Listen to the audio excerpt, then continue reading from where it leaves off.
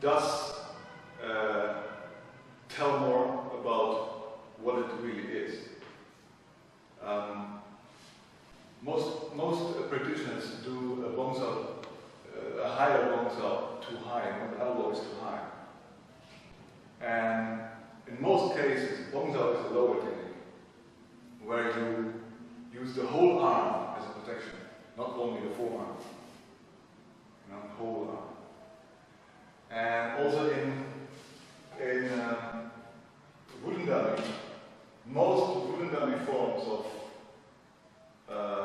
other branches than Zimmermann, they use the higher Bong Sao and practice it here. Sometimes they do it here, but even then they don't do it like this. Even then they have arm and elbow lower than this one.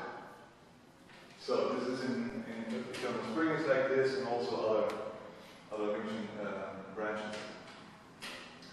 Next thing I have to show with partner, that would be Lars Scholten.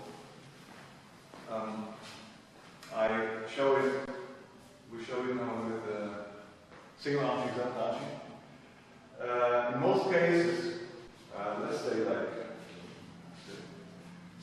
if here is coming palm, I'm doing Chun Sao, now I punch, and as a reaction, people do Bong Sao. Sometimes this height, sometimes even height. So the problem is that after you do this palm, and now doing a punch and reaction as Bong Sao would be not really okay. Because if you are like this, and I punch, a better option would be Chun Sao. Because only when I push really this direction, then it can be a kind of a Bong Sao, which as a result after that will be effective.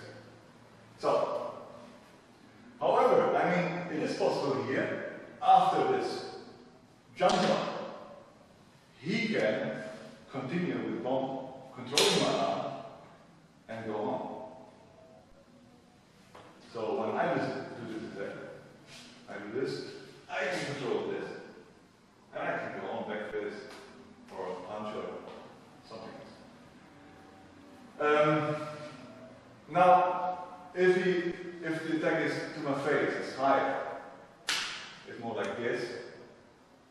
And now, if I punch and he would do a high Bong Sao, it's completely, it's really high. So the whole area here is open, So in this case, if I'm doing a higher palm, he's doing this deflecting of absorbing. I also can continue with controlling this, but my elbow would be as high, so I would not only control his forearm, I control his whole arm. So this makes much more sense. Let's go further to Poon Sao, Loop Sao. So loading, Also here, often we see this, and especially Yippan branches. So, and then people talk about it's a shoulder breaker. Of course, if I'm training like this, I'm pushing upwards, pushing downwards, pushing downwards, it will hurt after a while.